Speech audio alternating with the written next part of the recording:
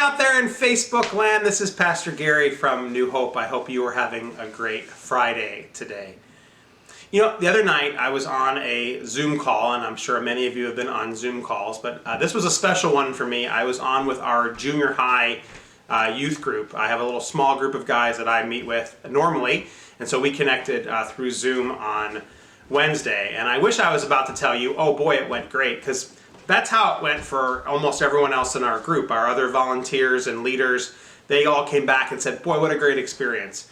Not for me. I really struggled doing that.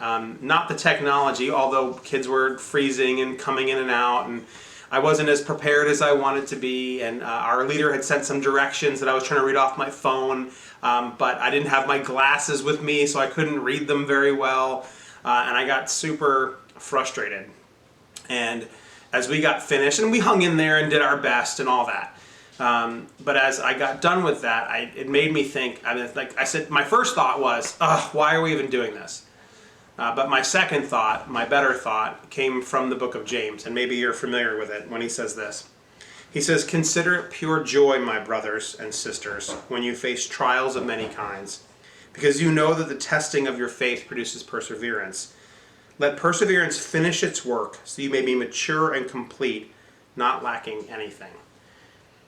You know, having that hard experience with them and some of their struggles of trying to do our stuff online this week has made me remember that I want to be in ministry and I want to serve God because I love God.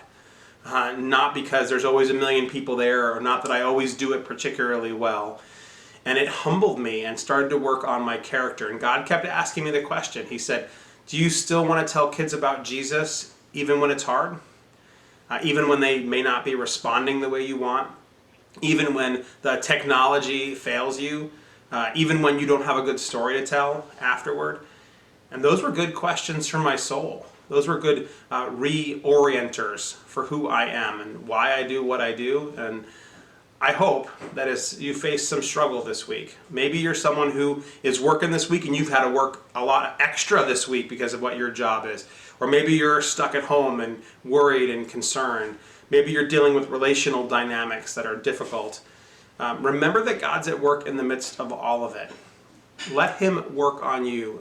Persevere through so you may be mature and complete. Thank you so much for continuing to be the church this week. I've heard so many wonderful stories about what God's doing. I've been so encouraged talking to people back and forth. And I pray that you have a great day today. Take care.